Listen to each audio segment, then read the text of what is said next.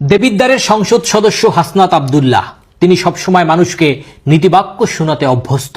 এমনকি তিনি সংসদে স্পষ্ট ভাষায় বলেন তার নামে যদি কেউ 1 টাকা দুর্নীতি প্রমাণ করতে পারে তাহলে নাকি তিনি সংসদ থেকে ইস্তফা দিবেন। যদি 1 টাকার দুর্নীতি 1 টাকার কোন ধরনের অসৎ উপায়ের কোন ধরনের আপনারা প্রমাণ করতে পারেন, আমি এই সংসদ থেকে আমরা ইস্তফা দিব। আজকে সেই মহান নেতার কৃতিত্বের তথ্য আপনাদের সামনে তুলে ধরতে চাই।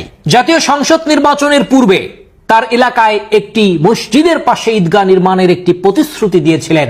বলেছিলেন তিনি সংসদ সদস্য নির্বাচিত হলে তার ব্যক্তিগত খরচে এই মসজিদ এবং ঈদগাহের উন্নয়ন কাজ তিনি সম্পন্ন করবেন। এখন নির্বাচনের আগে প্রতিশ্রুতি দিছে যে আমার ব্যক্তিগত টাকা দিয়ে কাজ করব, কিন্তু নির্বাচিত হওয়ার পরে মাসের পর মাস চলে গেছে, কিন্তু তিনি কথা রাখেননি।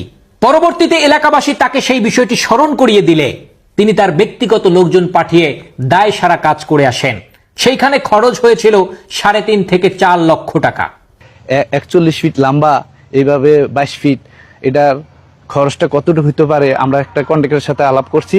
কন্ট্রাক্টর বলছে 3,30,35 হাজার টাকা খরচ হতে পারে এটা। কিন্তু আশ্চর্যজনক বিষয় হচ্ছে 2024-25 অর্থ বছরে এই মসজিদ এবং ঈদগাহের উন্নয়ন কাজের জন্য টেন্ডার নেওয়া হয়েছিল 11,81,000 টাকা। পরে শুনলাম যে 11,80,000 টাকা আসছে, কাজ করছে মাত্র 3.5 লাখ হতে 4 লাখ। এই টেন্ডারের বিষয়ে এলাকাবাসী এমনকি মসজিদ কমিটি পর্যন্ত জানেন না।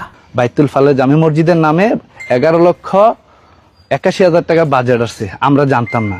পরবর্তীতে যখন এই বিষয়টি সামনে আসে দেখা গেল সেই টেন্ডারটি যার মাথার উপরে ভর করে আছে তিনি ওই এলাকার এনসিপির রাজনীতির সঙ্গে জড়িত। এখন আমার প্রশ্ন হচ্ছে 2024-25 অর্থ বছরে যেই টেন্ডারগুলো দেবিদ্বারে নিয়েছিল সেগুলো নিয়েছিল কে? উত্তর হচ্ছে হাসনাত আব্দুল্লাহ।